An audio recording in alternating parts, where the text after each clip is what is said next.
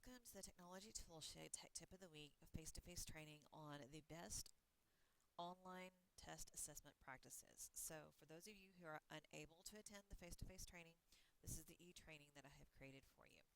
Alright, so here in the Sam Houston State University Agricultural Sciences and Engineering Technology Department, there's a couple things we need to start learning and following when we're going through our tests. So you are your specialist and you know it. You know how to write your test, you know what your content area. I can't tell you that. What I can do is help you take the test you have and create the best online testing environment we can. Now, there's a couple things we need to know. One, I am here to help you understand how to use those practices and those best practices to do this. Two, I want you to be comfortable with using the Blackboard and the test component. And three, I want you to actually be able to create a test that you can employ. So this is what we're going to go through.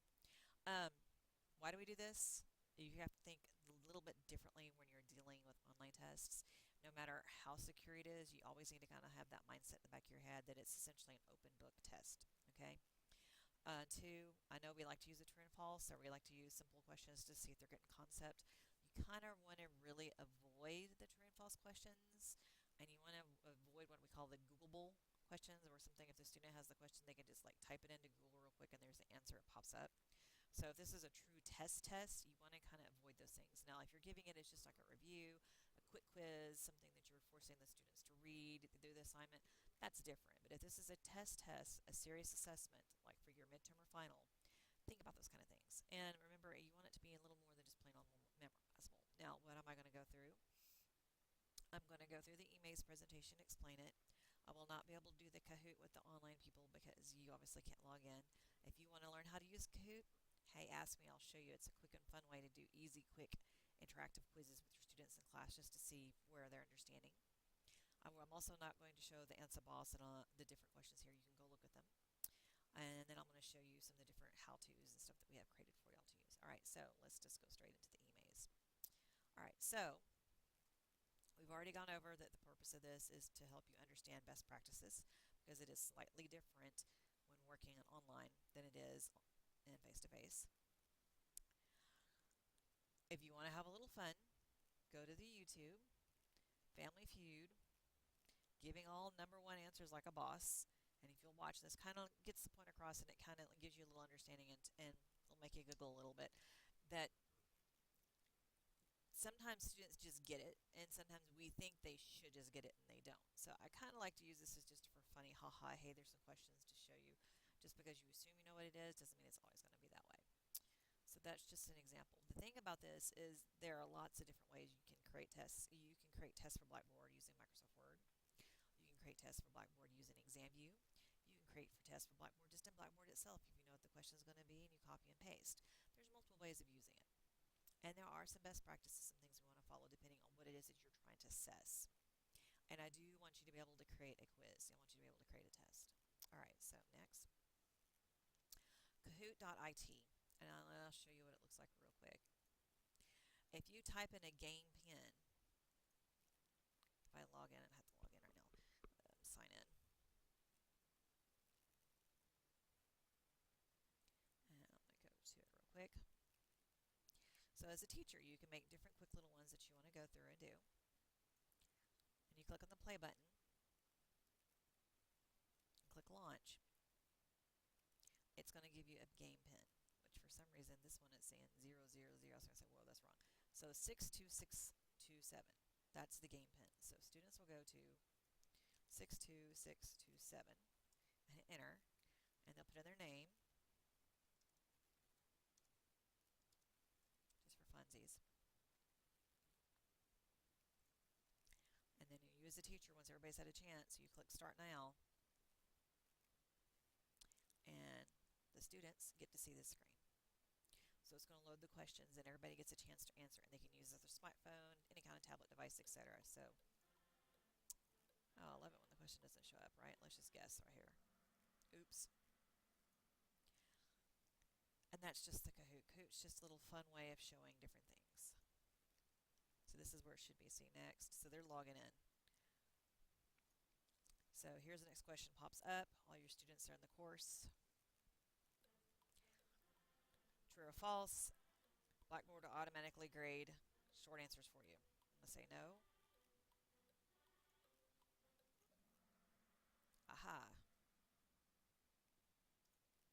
you go through, and it continues doing this as you're doing quizzes and you're answering it. So that's the purpose of Kahoot. It's just a fun way. And I have had teachers ask me, is it possible to export these if you actually want to take a grade? Yeah, you actually could do that if you wanted to, but it's just a fun, another little tool to use. All right, because designing a test, it's like in the real world, you have to ask yourself, why are you giving this quiz? What is the purpose of this test, this quiz? That's the number one driving purpose. And then what is your end goal? What do you need to use it for? And there's typically two ways that we're doing it. Either we're training the students on some kind of new subject matter they need to know, oops, or it's the education, the traditional model, where we're giving them the information, we're lecturing, we're explaining, we're going over the reading, we're doing some kind of project, and then we're going to test to see what knowledge they learned. So think of the training model as more something like a quick quiz method.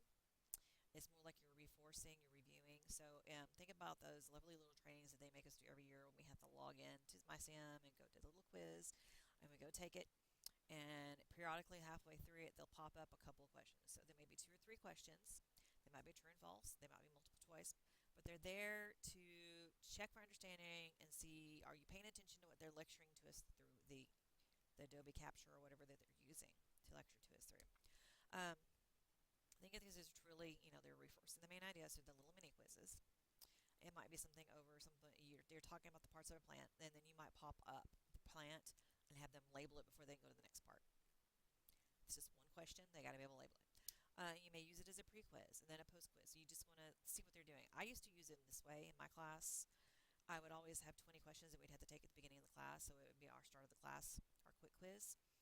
And I didn't care if they used their books. I didn't care if they Googled. The point for me is it was specific information that I wanted them thinking about for what we were going to be doing that night, and I didn't care how I got them reading it and understanding it, by hook or crook, whatever it took. I wanted them to have looked at it, so they had to go find it. So these were things that I wanted them focusing on for that night. You also want to change it up. You don't want it to always just be the same type. Mix it up, make it different things. And if you're using it for check for understanding, only give a couple of them. And then if you want to see an example, if you Google Career Services by Davenport University, it'll pop up this cool little quiz here that you can follow that they've created. And it's only 44 seconds long, but it's talking to them, and then it tests the student's assessment. And based upon what they say, it goes to the next thing. So if you push play,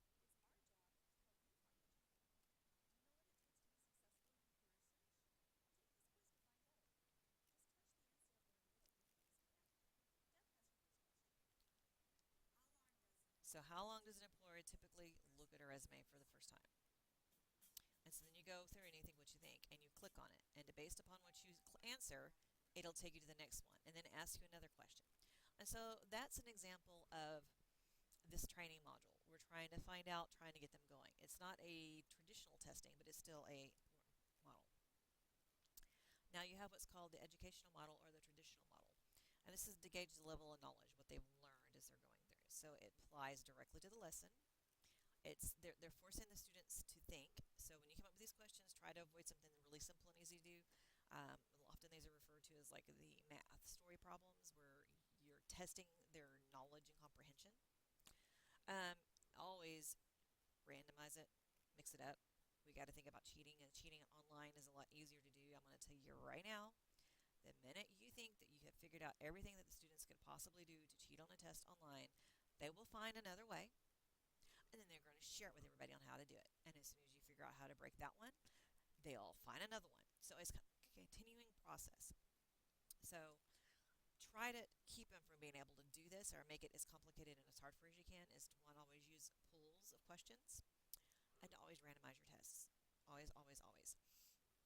Another good option, and this is one that I've never done because I haven't done a lot of writing assignments, but you could have the students do some kind of ungraded writing assignment, like where you're going to give them a completion grade for doing it. So that makes it very low stakes, right? They do the assignment, they get 100. Yay. Well, now you have something to compare, so you'll know. Also, you want to avoid true and false questions if at all possible, because it's a simple 50-50 flip of the coin is too easy. And yeah, sometimes they're appropriate, but don't rely on them a lot. Okay, you may have a test with 50 questions in your pool. 2 or 3 of them are true or false. The rest are going to be multiple choice matching something else. And hello, I love it when it does that. There are some basics to remember. Again, to avoid the true and false, avoid those Googleable, not something simple, easy. Always kind of give a practice quiz before you take a high stake test. So don't just automatically jump into Blackboard and give them their midterm and it's going to be a real high test for them. Make sure this is something that they've practiced throughout and try to follow that format to get them used to it. So give them a little chance to practice. When you get done, enroll as a student yourself and test the test to make sure it behaves the way you want it to. And always be prepared for a backup plan because it is technology and it will do something. So it may be something as simple as, okay, instead of giving them an hour to complete it, maybe you're going to give them 48 hours. So you're going to say over 2 days, you have a 2-day period of time to log in to take this test just in case something happens and system crashes. We know that happens. But you also want to tell them once you log in, you only get 60 minutes or you only get 30 minutes or whatever time limit. For mine, it was they would walk into class. I'd give them the little slip of paper with the password for the night. They would sit down at the computer. They would log in. The first 20 minutes of class, it was doing the quick quiz. After that 20-minute time hit, I logged and jumped right into the lecture for the night. But that was just for our quick quiz. And then whenever I would do my midterm tests, mine were always half written, half practical. So they would have to go online, and I'd give them a 48-hour window to take the written part. And then they would come to class at the time that it was scheduled for the test, and the regular class period, and we would take the test. Same thing with the final. They would have a portion of it was online, and a portion of it they had to come in and do practical in class. So you have to decide how you want to do things. What I have done for you to make it a little easier is I have made some online resources for you to follow, so you can follow at your own speed. So I've been asked this one, so I did create this one. Just a little checklist to help you. So as you're going through, something for you to check off to make sure you're doing. Have you planned for something's going to happen? Have you planned for those cheating methods? Have you gone through? Have you, when you get to the test, you start creating the test. Have you gone through to give it a unique name, not just test one, because you'll forget, oh crap, what was test one over? Does it have a description? Do you have all these different things set up? And so I created that for you. I also have created before and passed out previously the Respondus 101 help, how to use Respondus to create tests. And then recently I just created the basic one on how to create different things and use them. So if you go to Respondus 101, it'll take you to where there are the traditional print handouts. I try to do this for you for everything that we do. I try to give you a YouTube link also for everything that we do. So depending on what method works for you, you can follow the instructions or you can print them out and highlight them and follow them as if you follow the video. The choice is yours. Occasionally there'll be a resource file to download, and there's that little download file that goes with it. I have also given you one for, let's say you've created all your tests just automatically on Blackboard and you want to get them out. So here's instructions sheet, and here's a video on how to get them out. You have to use Respondus to do this. It's not just easy, just click download. Sorry, it doesn't work that way. If you use ExamView, I've showed you how to use ExamView and how to get it in there. And I created a little sub one, just a quick video on how to use pools. If you get a little confusing, because sometimes those little instruction sheets in the Blackboard online don't show you like what you would think one-on-one completely. I've had a couple of you tell me. So just a little supplemental to help you. And so I've created these websites to help you along as we go through. All right. Now, you do need to worry about a couple of things. 2008, the Higher Education Board did require that we go through and have processes that establish how we ensure the person is supposed to be taking it. And to meet those goals and how you can do them, this is how you do them, this is how we do them at SAM. You can use a password to lock your test. You can go in and set the time frame for those tests. You can use the Respondus lockdown browser. You can do a proctored test. You may schedule, let's say, just for the final, you may want them to sign in a proctor. You may want to put a Skype camera on them. You may want to use Tegrity. There's lots of different things, and we are hoping to maybe have some new proctoring stuff coming down the pipeline soon. As soon as I find out about it, I promise that I'll send it to you. And if you want to learn more, there's a link that'll teach you and show you a little bit more. Now, what we actually would do at this point is we're actually going to go into Blackboard, and we're actually going to go make a test. And what I want you to do is you follow either the Respondus 101 or if you're using the ExamView method, whatever method you want to use, I want you to actually go take and create a quiz for your class. Go create a test, go create a quiz. Remember, I've given you those instructional sheets, I've given you that little check sheet. Do that. And if you have any problems with it, feel free to come by and see me. Email me, call me, and say, hey, Rachel, come help me with this. I'm glad to do that. All right, I'm hoping this helps you, and thank you for listening to my lovely long lecture here.